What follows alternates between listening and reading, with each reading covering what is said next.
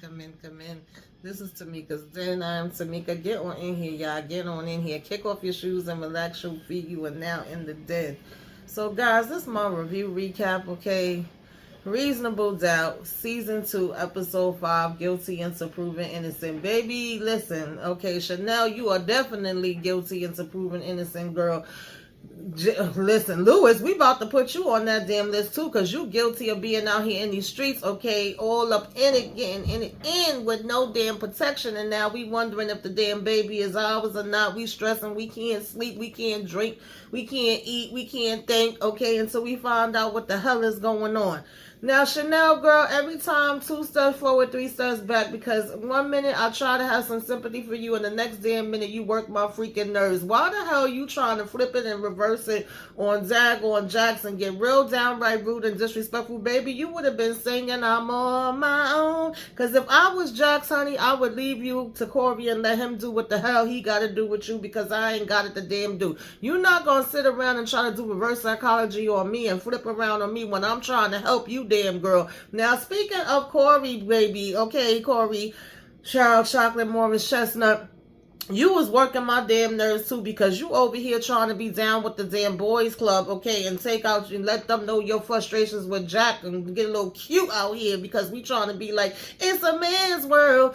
Baby, no, we ain't gonna be flipping around on damn Jax like that, okay, Corey? If you're gonna come in with those shenanigans, then you're gonna have to go. Now, I know Jax be doing a little bit too much, but at the end of the day, she got a damn point with her theory. I'm right there with her. There's definitely somebody that Shonelle is covering for, and right now, baby, Sally is giving me you, okay? You done bumped up to #1 on my damn list, Sally. I definitely got my eyes on you, girl. I think you are the culprit, and I think you came in and tried to protect your cousin, and at the end of the day, guess what, bitch? I would have did it too. But we ain't gonna act like Jax is a whole ass fool, okay? I'm not thinking it's Adrian anymore, but Adrian definitely over here doing the loop-de-loop-de-loop, okay? Getting real downright and shady, having some shenanigans going on behind your back, and if it's anybody you should be trying to get cute with, Shonelle, it's him, okay, boo? But let's go ahead, y'all, okay? Break it on down, take it from the top.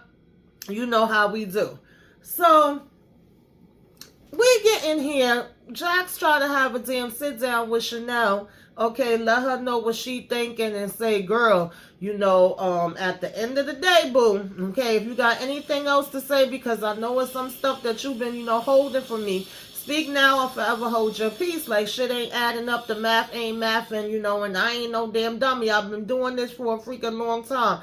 I'm talking to you as your lawyer, trying to represent you. This is what you asked me to do. Obviously, you know, I'm not thinking that you took out old Raggedy behind, you know.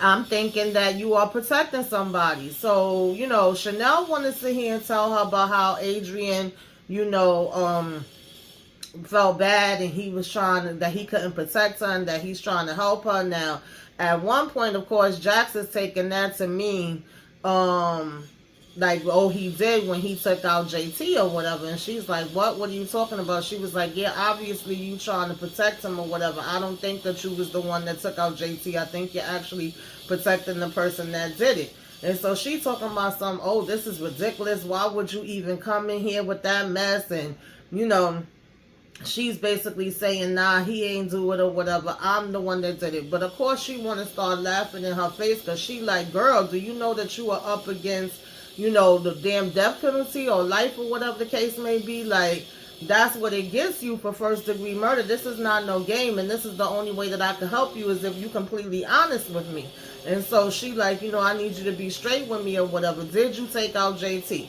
So she's basically like, yeah, you know what I'm saying, I did or whatever. And she was like, you know, wow, you know, so much, you must really hate women. I'm like, how the hell did we get here? Why the hell would you be saying that Jax hate women? She was like, you know, do you question all your female clients like this? Then she gonna talk about some, oh yeah, hold up, wait a minute. You know, that's right, you don't even take on female clients. You haven't had any female clients. Most of your clients have been men.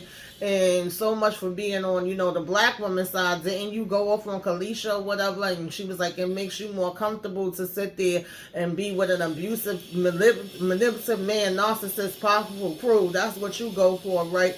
And so she just started taking all these digs at her. And I'm like, if that's the case, then why the hell, one, have you ever even been her damn friend?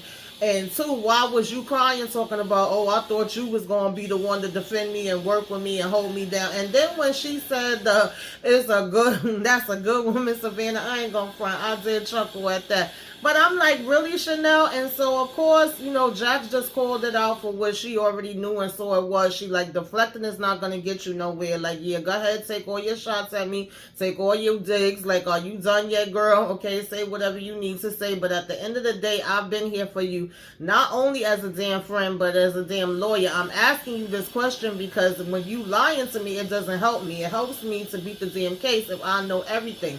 You know, you stand a better chance and I could defend you in a better position or whatever when I know the truth. So she was like, that's what it's all about for me at the end of the day. I don't give a damn about none of this other mess you talking about. She was like, and deflection is not a damn flex. I said, girl, I would have told her, you know what, let damn Corey take care of you, girl, because I ain't got the damn patience for you, okay? But anyway, Jax is, like I said, got a little, she better than me, right? You know, she said, she told her she's her client, this is not personal. And she just trying to do what's best for her. I'm sorry, y'all. They doing work, so y'all might hear the damn noise of all the damn tools and everything going on outside. But, you know, basically, Shonelle gonna say focus on that and nothing else. And Jax was like, is that a threat? And she was like, not yet. I said, bitch, listen. Whew. Anyway, she went ahead and she left after that, right? And then Shonelle was just sitting there looking. So we basically also, you know, had Jax trying to tell Corey about how she was feeling and what she was coming up with. And Daniel and them was agreeing with her to a certain degree. They was like, even though, you know, Corey seems completely against it, Daniel was like, let me guess, go ahead and look into this, right?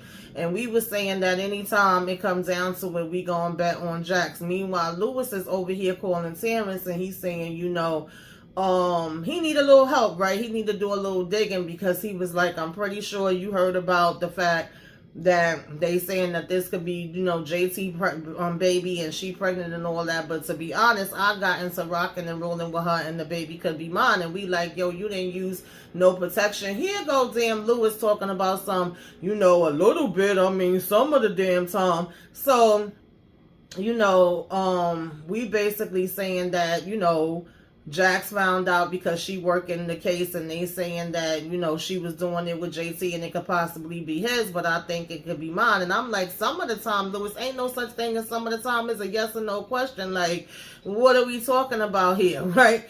And then, of course, if this goes to trial and it becomes something where they dig into and she becomes a witness and all of that, then next thing you know, Lewis could be in the mix of that. And then he got the nerve to be like, it's one time. Like, Lewis, you a grown-ass man, and you know damn well all it takes is one time. And so, of course, Tara's talking about, wow, you straight people. Y'all be damn wild. And he gonna ask him, like, oh, you never slipped up before? He like, hell no, not like that. I make sure I'm doing what the hell I'm supposed to be doing, okay? I prep up to just a damn case. I got no time for slip-ups like your dumb ass did. So, of course, he was getting mad for a minute at him saying that. And he like, okay, sorry, you know, first of all, you need to find out what's going on or whatever, contact her. Then he was asking her, you know, what he got her name as in his phone and whatever, you know, how did you reach out to her? And he was like, oh, I sent her a text, but she didn't respond yet. And he's saying that he got her in the phone as Sony. He like, hell no, you know, take her out of there. Why the hell would you just be texting her like that? And he's like, you know, don't do that. He said, you know, you never put the name like that or whatever, right? Get off the phone and put her as Alex Dunn. I don't that was just mad random, right? And of course, freaking Lewis literally puts it exactly as Alex Dunn. And then he like, stay away from your mistress. And, you know, of course, Lewis was saying, you know, that's not my mistress. So he was like, you know, try your best to keep this drama free and, you know, calm your nerves or whatever the case may be. And Lewis over here looking like he was about to have a damn panic attack. So now, of course, like I said, Corey is not going with Jax in this theory at all. But of course, we know, Jax ain't gonna let this go. She's still gonna be looking into it while Corey doing what he got to do for the case. Now, Adrian comes back over to Mr. Manager, and this time, Manager thought he was gonna still get more money. He was like, "That's cute what you gave me in the meantime, but your hands look empty. I don't see you coming in here with nothing else." And Adrian is pretty much still saying, like, we gotta be patient. I can't get the rest of the money until when Shonelle gets out. She got good lawyers, so this is not gonna go over too long. It's gonna be over soon. And we don't need to be having nothing, popping off. And so he was like, wait a minute, Adrian, do Shonelle even know the deal that we made before JT died? Do she even know what's going on? Do she know the agreement that you have with me and JT? Is basically like, no. So we got the answer to our question with that, because we figured he was doing stuff in secret and she ain't know. And he like, it's just between me and you. And then, manager's like, oh, I see, okay. So he like, Adrian got a little cute, right? He talking about something. We want to make sure that we don't have no destruction, that we on the same page, and we don't want to start pushing buttons and blowing up stuff, and we don't want to have our trigger on the finger with our trigger itching, okay, metaphorically or physically, okay, and we want to make sure that everything is cool, calm, and collective, so manager say, okay, let's make a drill, a deal. He like, you chill, I'll chill, we all chill, we can take both our fingers off the trigger, literally and metaphorically, and we can be on the same page. So obviously Adrian do have a little bit of an upper hand, because manager wasn't coming as hard as he was coming in the beginning, right? And so he's like, does that sound good? And we gonna do a little handshake. But also the flip side of that is, of course, the manager know he about to play damn Adrian any damn way, but we get to that a little later. So we say it's okay, and we like everybody could calm down. Adrian when he's shaking his hand, he wanna grip it all tight and talk about something. I'm glad we on the same page. You can't tell him he ain't doing the damn thing right now. So nonetheless, we get to find out that this interview is actually going really good. The people are seeming to like it, is what they wanted, right? And now we need the jury to be able to feel the same way as we have, the world, so to speak, feeling.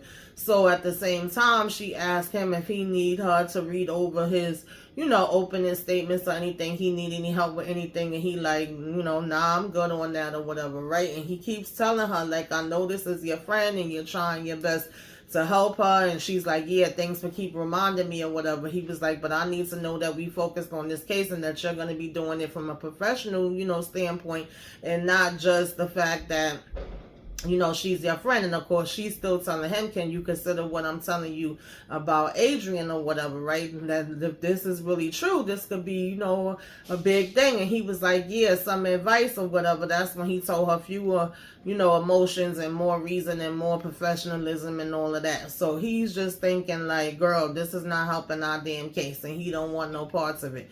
So then we sitting down and we watching, the interview or whatever, Lewis and Jax's. And, we end up turning off the daggone TV or whatever, and we start to talk about the fact of what if Tony have to get on the stand. And then Lewis is looking mad nervous, like, you really think that she would be? Mind you, Lewis, of course, is only asking these questions because he's worried about whether this damn baby is going to be his or not. But, of course, Jax don't know that part, and she's thinking that he's asking because he's taking more interest in her work and what she's doing. And she's like, that's not my biggest issue or worry or whatever. But yeah, it could get to that point when she may have to testify, right? And so she gets up and was fixing something over by the sink. And you got Tony calling down his phone. And, Jax is like, damn, somebody really trying to get through to you. And he's like, yeah, it's just, something with the office or business or whatever. So she's like, oh, well, it's probably important. Go ahead and answer it and see what's going on. So he answered Tony, and he like, yeah, well, we could do that tomorrow. And she's like, so you have me call you, and she's there now. And he's like, yep, yeah, basically that's what she's got going on. And then he like, yeah, talk to you about it tomorrow, whatever, right? And so he just hangs up the phone on her. And meanwhile, Jax is saying how much she loved how he honest and how he talking to her and interacting with her and, you know, getting more into her job and everything. When we go to therapy, it's looking like it's good on that front. But the only issue that she had with him was that she feels like, you know, she always got to be the bad guy, because he had basically came to their son and was saying how is this new school and it's, you know, got the arts and the things that he's interested in, and he may be able to transfer there. And so she's basically like, you know, because he said he wanted to see how his son felt about it first before he brought it to her knowledge. And she was like, that's cool and everything, but then what if I would have turned around and said no? Then that's what would be, you know, making me the bad guy. So she was like, I just wish you would have spoke to me about it first too, and I didn't have to be, you know, surprised as well. And so he like, I see where you coming from. That makes sense. I didn't look at it that way. And they was able to, you know, come to a compromise. And the doctor was basically like, I love to see it. This is what I'm talking about. This is what I want to see what y'all doing with each other. You know, that was great conflict resolution. So we thinking we great and we all on the same page. Now, we also get in the meeting where, you know, just all of them are saying how the interview definitely was a hit, you know, what the women look at it as versus the men or whatever, and we want to keep it going this way and, you know, come out strong. Now it's going to be time for us to get in here to take care of this trial. And we have the DA where she's being told, you know, are you ready for this case? And we can't take no more losses. You got to make sure you do what you got to do. And they was like at first saying that they felt like she overcharged with the first degree. But now seeing that Shonelle ran off with the Adrian guy, they like, we kind of feeling like you was right in the first place with what you was doing and that your judgment, you know what I'm saying, was on point. So get in that courtroom and do what you got to do. So of course now the pressure's on her even more to make sure that Shonelle go down. And Shonelle did make herself look worse by damn doing that. But hey, it is what it is. We here now. So when we get in the court, of course, we have the different experts coming up, and it's just, you know, they both pretty much give their opening statements. I did like Corey's opening statement and how he quoted Malcolm X, what the black woman is, you know, the most threatened, the most hated, okay, not getting protected and all of that. And he basically was like, you know, that's what they have done in Shonelle's case. She was abused physically, mentally, financially, and all of that. And the experts was trying to say, you know, that 2 hours and that body move is really getting her, which we not surprised by that at all, right? But they like the reverse side of that is that not that, you know, somebody is necessarily trying to hide or lie, is why the only reason why they would do that, right, is a lot of abused women that may do that too. And they were saying yes, right? So we can't really prove which one Shonelle fell underneath. And then you have his mother get up there, and of course she crying and saying, you know, how her son was so mistreated and how she had sent her this text that was saying they was going to pay, you know, that they were going to pay for all the stuff that he did. And it was like, well, what did she mean by that now? Of course, mama going to say that meant that she was going to take him out. She didn't know what it meant at the time that she sent the text. And then it's like, no, okay. Y'all can't prove that either, right? That was just speculation based off the mother. And Shonelle was carrying on in the courtroom, which of course the judge ain't gonna go for that. They say, you know, can they have a recess? And when they go in the back, they tell her she gotta calm down. She can't be going on like that while they in the courtroom. And she mentions, like, you know, oh, with him growing up with an abusive mother like that, and I don't want my kids to be around nothing like that, and I don't want them to be abused. And I had asked her not to bring the kids to, you know, the court.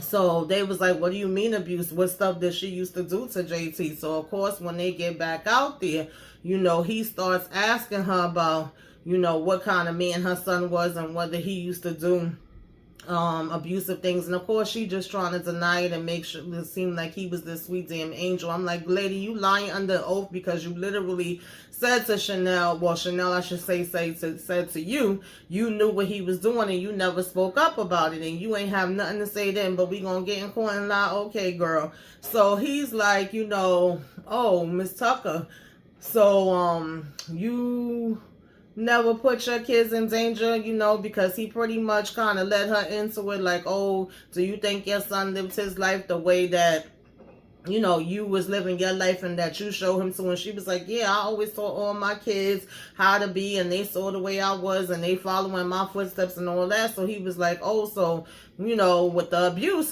he was following behind you, right? Wasn't you over here burning him? I said, not burning him with cigarettes and stuff. And she, of course, was trying to say that, that was a mistake, that was by accident. And then they objected, and they kind of was like, oh, you know better than that, and tried to, like, steer it away from that. But at this point, the jury already heard it, and then Shonelle was like, thank you. So it's like, we do kind of get a background on JT with, because a lot of abusers do abuse, right? If his mother was abusing him, then that would make sense that he's abusing Shonelle. Not to say that it's okay, but it's definitely something that could happen. And also, if he had a father around that was abusing his mother, it would be where more than likely he would have, probably have been doing the same things as well that he saw.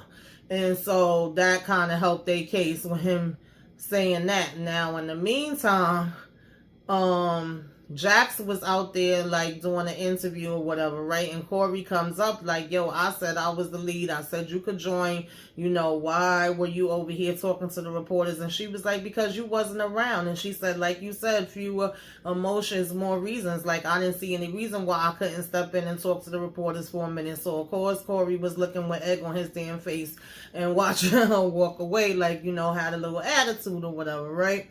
Now, she come in for a minute, Jax, when she get home, and she talking with her daughter, and they find out, well, I should say she finds out that mama got a new boyfriend, and, her daughter was saying how she don't care too much for him. She actually just want her grandpa Paul back. Well, of course, that ain't happening. But Jax was like, what was his name again? Because now she want to go do an investigation and find out about this guy. She ain't know nothing about him. And so she got Daniel looking into that. And then when Daniel looked into him, he like, nah, actually, he's a retired guy. He's pretty, good. He seems to be like, what you see is what you get, right? Some people just are who they are, and it ain't nothing extra going on. So we had Corey at the office, and they come up, oh, take a break. Come on, go with us out. Let's have a drink with us. And at first he like, nah, I'm good. I really need to get my stuff together for tomorrow. But then he like, on second thought, have y'all ever, been over here to the cigar lounge? So they come with him, and they like, oh, we never been in here before. And he like, yeah, white people got to go through the back. That part had me cracking up. And he was like, I'm just messing with y'all. So we start talking about how he's doing so good, and the firm is doing good, and how they usually don't have no losses, and this is a big case, and this can make or break his career, and he can actually move up and get a good position in the firm. And I'm like, okay, that's cute, but what this got to do with anything? Like, where we going here? What does that mean for Jackson? Sure enough, he like, oh, well, that means that Jax must have been doing a good job all this time. And they like, yeah, she cute, you know what I mean? But right now, it don't seem like she really on top of it and into it the way that she used to be. And they like, are we on the same page? Are you, feeling what we putting down? And he basically like, yeah, I can see where y'all going. And I'm like, well, I can't, Corey, okay? I don't like how you getting damn cute. So now, Jax called herself calling up her mama, questioning her and talking about why you didn't tell me about this new boo. And she like, which one of the damn kids snitching me out? And let's not get it confused. I'm a grown-ass woman. I'm not one of your little friends. She like, I met him when I was taking stuff over to donate, and he volunteers or whatever. And she's like, I like him. He's a nice guy.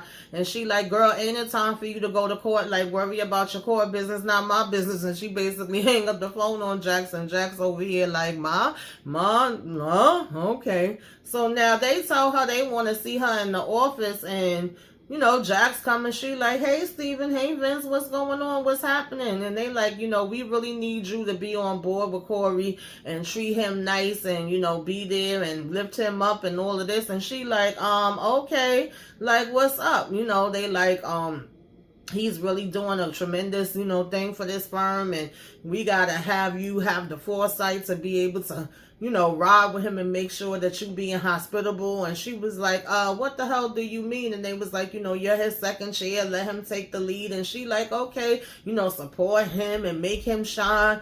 It makes sense. And she was like, okay, you want me to buy him some damn knee pads? Like, want me to get some knee pads too? Like, what the hell are y'all talking about? And they like, oh no, he, and we already see the game. So Lewis, basically goes and finally meets up with Tony, and Tony like, boy, listen, I already knew you was married. I knew me and you wasn't getting into nothing serious, and we wasn't gonna be together, and if what you was calling me for was about this damn baby, the baby ain't yours, you know. And he like, well, how do you know? She was like, because it's gonna be mine, you know. At the end of the day, JT is gone, you and your relationship, you and Jess got back together, that's that on that. And so he like, oh, okay. And he like, well, you know, I'm sorry. And she like, yeah. And she like, you know, anyways, I'm going to do me and I'm going to take care of my baby. I'm the only one that wanted or whatever, right? But he's asking, did she get a paternity test? And she's saying no, because it don't matter. And so, you know, he's like, well, he got back with Jackson, he happy, and he want his family to be good. And she like, okay, well, I'm happy for you, that's good for you or whatever, you know, I don't want to ruin it. And he was like, oh, I didn't mean to hurt you. And I'm like, how the hell would she get hurt? Y'all literally did it one night, but okay. Because she was even like, I didn't fall in love, and I know that shit never ends well. I don't get, you know, caught up into all of that. It is what it is or whatever. So she was like, is there anything else? And he was like, no. But then, you know, he go home and you got Jax. Not only did she mention when they was in therapy about him being a good man, about him always being honest, and that's what she really, you know, have always loved and respected about him. But you also had, you know, her mentioning that again at home, and I think it really bothered him. And of course, they get into their little sex session or whatever the case may be. And you can see that, you know, when she's tossing and turning and worrying and thinking about what Shonelle said, you also have JT still up and laying there thinking about it. Like, it's not okay with him. It's not sitting good with him that, you know, to not know for sure that this child is his or not, right? First, he was just trying to move along. Like, if she say it ain't mine, then that's that. Now, Jax and them have went out to lunch with damn Sally. And Jax brings up that I don't think Shonelle did this. And they was kind of agreeing, like, yeah, I could see something like that. You know, they didn't even get to finish saying what they were saying, though. Like, Jax didn't get to tell her whole theory. Sally got so offensive. Oh, how dare y'all, and I can't believe y'all saying this. I thought that we was coming here to lift up Shonelle and be here for Shonelle and figure out a way to help her, and here it is, y'all over here trying to bash her. And she hurry up and jump up and leave before Jax could finish saying what she was saying. And I was like, Sally girl, was it you? Was it you? Because you really making me feel more and more, girl, that it was you. You answering the damn questions for us at this point, right? But of course, Jax is not thinking of that as her. She's so much stuck on Adrian, whereas I'm actually feeling like it was less of Adrian when it comes to that specific part. Now, what else happened, y'all? We basically had, oh, well, you know, they tell the son that he's going to get to go to the school, give him the paperwork that he got accepted, and he was so happy, hugging Jackson, telling, you know, Louis, thank you and stuff like that, and running excited to tell his sister about it. And Jax goes over here to the manager office and shows up and was basically sitting in his office, and you know, he like, can I help you? What can I do for you? And she was like, oh, no, you know, just looking into things because wasn't you working with JT and Adrian? You know, Adrian, whatever. So, of course, he keeps it short and sweet and to the point with her. He's like, somebody will show you out. But now that she came over there and came to him, he ends up going to see freaking, Shonelle at the prison, and she like, what the hell are you doing here? And he like, oh, you ain't know me and Adrian was friends, huh? And he, you know, she's saying like, what that got to do with me, and I ain't got your money. And it's like, oh, but yeah, you do. Okay, he ain't tell you about all of that. So now he blew up her, you know, Adrian's spot to Shonelle, which then causes Adrian to come to him breaking like, what the hell? You went and seen, you know, Shonelle, you wasn't supposed to do that or whatever. And he like, yeah, sure did. Okay, now we ain't got no damn secrets. Everything is out in the open, and we could all be on the same damn page. So now, you know, Jax was also saying how she wanted to speak to Adrian as soon as possible, and you know, let's see if we can get that worked out, right? Now, Louis also got in his feelings because, like I said, she telling him what a good man he is, and she's bringing up how when Daniel came back, he let her know that, you know, the guy that was trying to mess around with her mom, and pretty much he is who he is, right? It wasn't no secrets being his. So it's like all those little things is touching at Lewis, where he ends up texting Tony back and being like, I need to know.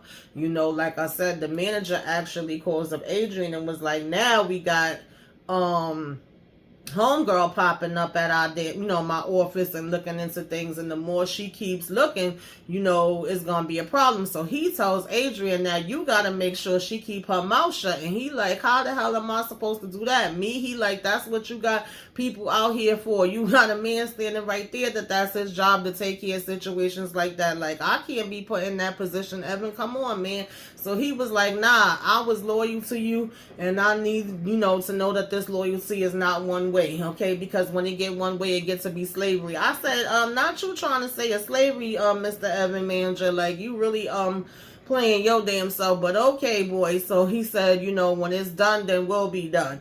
And he go ahead and sit down. So now Adrian got to call up damn Jackson, say he want to meet with her or whatever. And at first she was ready to just, you know, go, well, I'm sorry, I skipped, because before that she actually did go see Corey. She sat down and she was like, what is this game that you are playing? Why are you trying to sit here and go to the freaking, you know, partners? Is this the crime scene where the crime was committed or whatever? And he was like, what are you talking about? She was like, you trying to rally up the guys at the damn office and have a freaking boys club or whatever, where they, you know, come in and they reprimanded me. And then he like, you know, I mean, I didn't go to them and I didn't ask them specifically about you. I just told them that you was being difficult and you was giving me a damn hard time. And she like, well, if you felt that way, you could have came and talked to me. At the end of the day, we the damn black women out, I mean, well, black people, I should say, out here, okay? They not like us. We supposed to be sticking damn together, okay? She was like, I know you a hard worker and I know you ain't about no bull crap, and you used to winning cases. I'm a hard worker. I ain't about no bull crap. I'm used to winning cases. So why can't we just, you know, win together? So, you know, you a brilliant lawyer, I'm a brilliant lawyer. Even though we may do things different, you got to trust my methods. I understood where Corey was coming from with that, but I felt like, boy, we went all around the block, okay, when we could have just went straight through, and you could have had this sit-down conversation with Jackson. We could have been on one page without you going over here and chummying up with the damn fellas, okay? So they basically was able to get on the same page and both load up their damn cigars, and then we staring at each other extra damn long, and I'm like, all right now with these damn, you know, stares, but we say we all right now. I said, all right, get it together. So then, you know, she basically hears from Daniel, and at first she like, nah, you know, I could go and see him. I'm sorry, not Daniel, but Daniel tells her that Adrian wants to meet up with her. Now, first she was about to go by herself. She like, oh no, it's just Adrian. I know him. And I'm like, Jax, girl, have you learned nothing? She said, you right, Tamika. I'm freaking slipping. She was like, as a matter of fact, yeah, do come with me on second thought, right? But stay outside. And if you don't hear from me every damn 6 minutes telling you that I'm all right, then go ahead and call the damn police. Like, we gonna go separately, but I ain't gonna be dumb and just go up in there by my damn self. I'm like, thank you, Jax, because girl, what are we doing? So she come in and she calling Adrian is looking like a damn ghost town, all dark in there and everything. And finally he like in here, and she go in the freaking room, and he sitting down looking at the picture, and he like, oh, have a seat. And she like, nah, I'm good standing. What's going on, Adrian? What's up? And he's basically like, stands up or whatever, and we see that he got a hammer in his damn back tucked into his freaking pants, and he just like, we need to talk. And that's how the damn episode went off. Child, they about to have to arrest Adrian, because Adrian about to try to take damn Jax out, or he's gonna just like buckle down and end up admitting whatever his part in it is with this damn whole money situation, and ask her for her help. It's one or the other, but either way, Adrian gonna have to do something, because time's up. And obviously he's been pushed back to the damn wall now. So what y'all think, y'all? What do y'all think, honey, is gonna be going on? Okay, let me know in the comments. Tell me what you liked, what you didn't like, all that good stuff. Are y'all with me that Sally did this? I believe Sally was the one that came in and popped him in the head. Either way, I ain't mad at it, but whew, child. It's a lot, but tell me what y'all thought about this episode, honey. Give me a wave. Let me know you came by. Put some flames up in the sky. Till next time, y'all, you know, like, comment, share, subscribe if you are so inclined.